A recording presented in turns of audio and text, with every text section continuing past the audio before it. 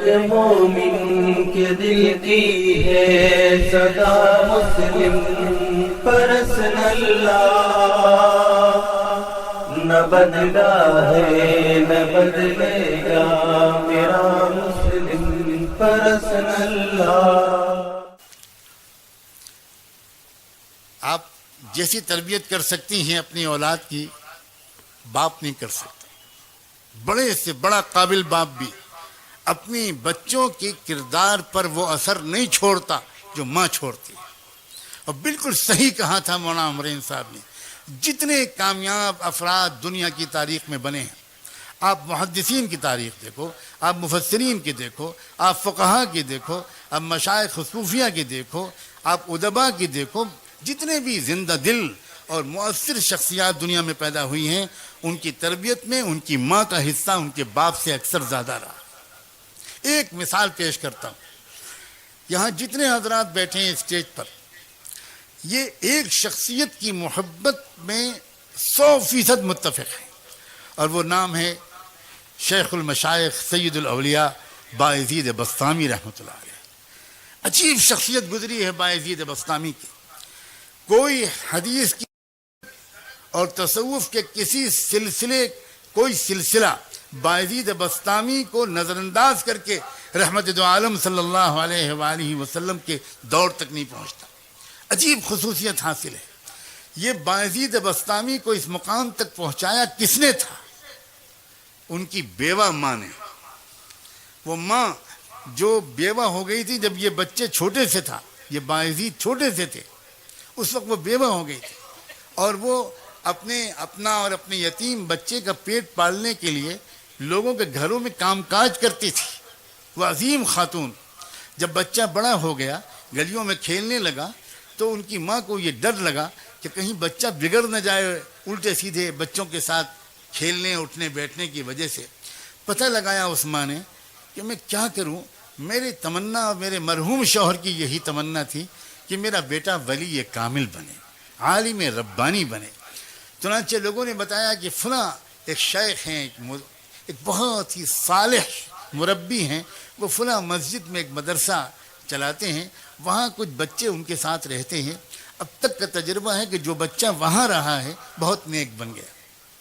وہ بیچاری بیوہ عورت اپنے یتیم بچے کو لے کر پتہ پوچھتے پوچھتے ان شیخ کے پاس پہنچی، سلام کیا، اپنا تعارف کرایا۔ حضرت میں غریب بیوہ عورت ہوں، یہ میرا یتیم بچہ ہے، میرے مرحوم شوہر کی بھی یہ تمنا تھی اور میری بھی کہ یہ اچھا عالم بن جائے، پوچھتے پوچھتے آپ کے پاس حاضر ہوئی ہوں، اس کو اپنے قدموں میں جگہ دے دیجئے، رکھ لیجئے، اور اس کو عالم اللہ والا بنا دیجئے۔ بہت متاثر ہوئے وہ شیخ، کہا بہت اچھا، چھوڑ جاؤ، میں اپنی سی پوری کوشش کروں گا۔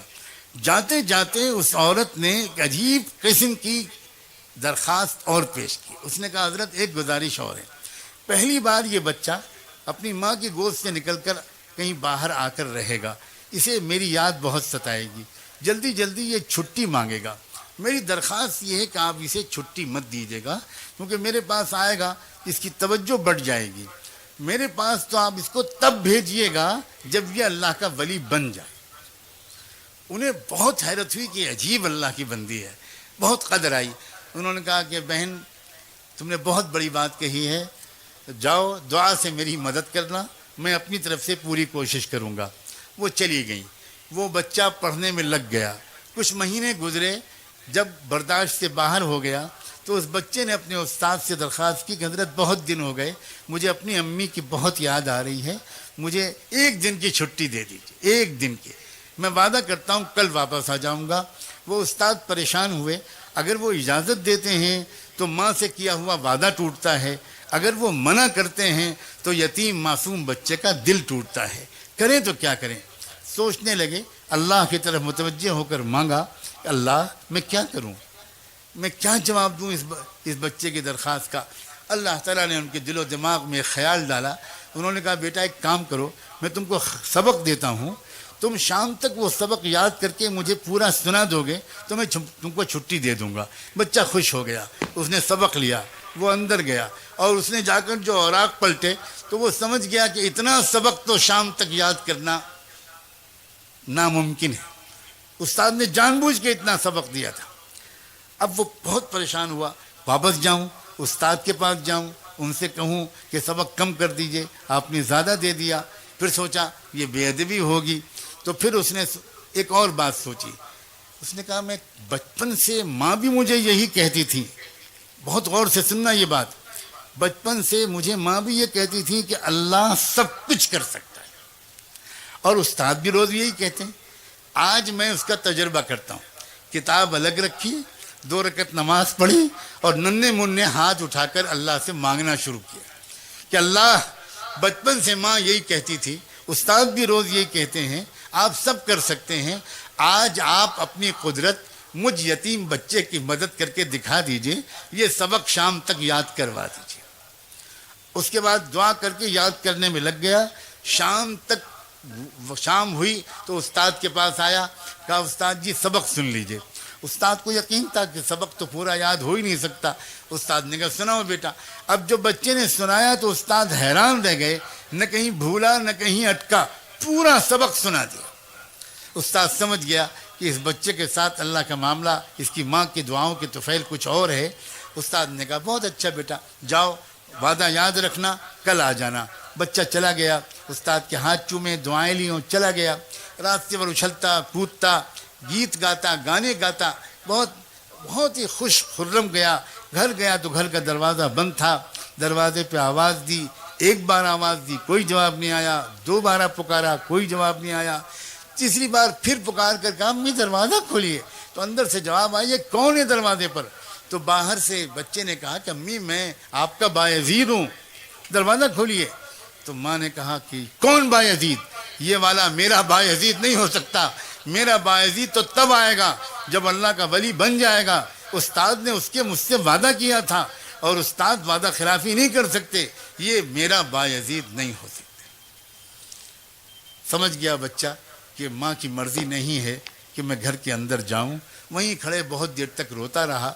اس کے بعد روتے ہی ہوئے مدرسے واپس آ گیا. استاد کے پاس حاضر ہوا، سلام کیا تو استاد حیران رہ گئے.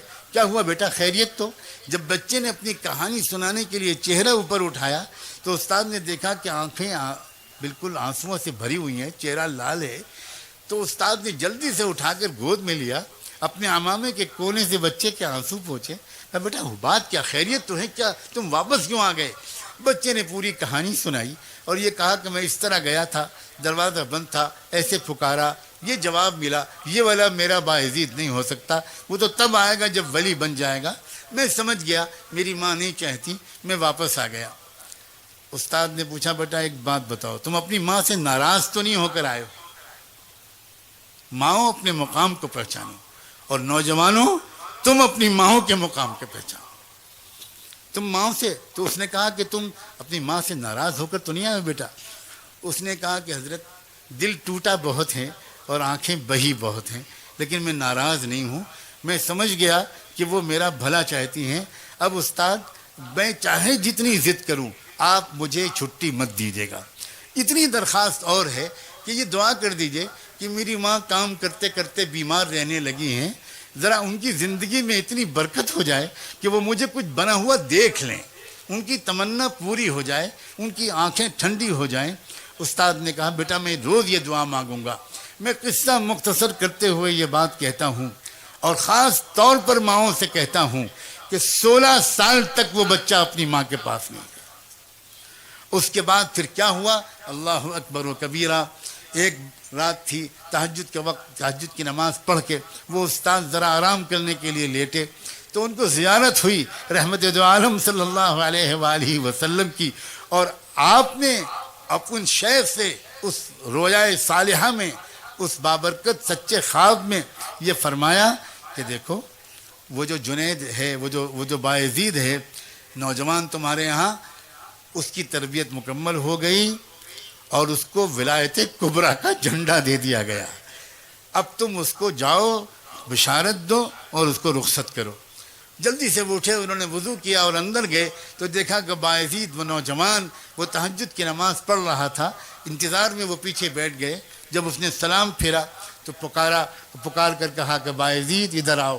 سینے سے لگایا، پیشانی کو چوما، اپنا عمامہ اس کے سر پر رکھ دیا، کہا تمہاری تربیت مکمل ہو گئی, تمہاری ماں کی دعائیں وہ قربانی قبول ہو گئی, اب جاؤ, اب تم کو یہاں نہیں رہنا, اس کی ضرورت نہیں ہے. نوجوان نے پھر ایک بار اپنے استاد کے قدم بوسی کی, ان کے بوسے لیے, دعاؤں کی درخواست کی اور روانہ ہو گیا گھر. آج بھی دروازہ بند تھا, لیکن آج ہوا یہ کہ جب اس نے آواز دی تو پہلی آواز پر ماں نے دوڑ کر دروازہ کھولا اور دیکھا کہ سامنے وہ نوجوان تقوی کا, سنت و شریعت کا نور پیشانی سے چھلکتا ہوا. پوچھا, بیٹا آ گیا میرا لال؟ وہ جلدی سے گر پڑا ماں کے قدموں پر. ماں نے اس کو اٹھایا, کلیجے سے لگایا, بستر پر لا کے بٹھایا, کہا کہ بیٹا بیٹھو, میں ابھی گرم دودھ تم کو لا کے پلاتی ہوں, پھر کھانا کھلاؤں گی تم کو, آؤ, کب سے میں انتظار کر رہی تھی. لیکن بیٹا میں پہلے شکر کی 2 رکعت نماز پڑھ لوں. پھٹا پرانا بوریا بچھایا, 2 رکعت نماز شکر پڑھی اور کہا اللہ میں اسی دن کے لیے آپ سے جینے کی توفیق مانگتی تھی کہ زندہ رکھیے گا تاکہ میں دیکھ سکوں اپنے بیٹے کو. اب آپ جب چاہیں ایمان کے ساتھ مجھے بلا لے, اب مجھے جینے کی کوئی تمنا نہیں. یہ ہوا کرتی تھی عورت. جب ایسی عورتیں ہوتی تھیں تو اولادیں ہوتی تھیں. پھر ابو حنیفہ و غزالی, بخاری, ایسی عورتیں ہوتی تھیں تو باعزید بسطامی پیدا ہوتے تھے. ایسی عورتیں ہوتی تھیں تو پھر صلاح الدین ایوبی پیدا ہوتے تھے. اور میں کس کس کا نام لوں, ہم سب بگڑ گئے ہیں. میں اپنی صرف عورتوں کا شکوہ کروں گا تو میں بالکل زیادتی کروں گا. ہم تو صرف اتنا چاہتے ہیں کہ کتنا اچھا ہو کہ آج کی اس رات میں توبہ کر کے زندگی کو پلٹ ڈالیں. نوجوان بھی, مرد بھی, عورتیں بھی, بہویں بھی, بیٹیاں بھی, نئی نویلی دلہنیں بھی, بوڑھے بھی, صحافی بھی, تاجر بھی, علماء بھی, طلبہ بھی, مدرسین بھی, پروفیشنلز بھی, ایجوکیٹڈ کلاس بھی, انٹلیکچوئلز بھی, سب یہ محسوس کریں کہ یقیناً ہم سے غلطیاں ہوئی ہیں جس کی وجہ سے آج ہم کو یہ دن دیکھنے پڑ رہے ہیں, اور ان غلطیوں کو ہم بدلنا شروع کریں. انشاءاللہ حالات اسی رخ پر چلے جائیں گے. ہند میں انوکھا مرکز تحفظ دین, یہ دین کا ترجمہ ہے.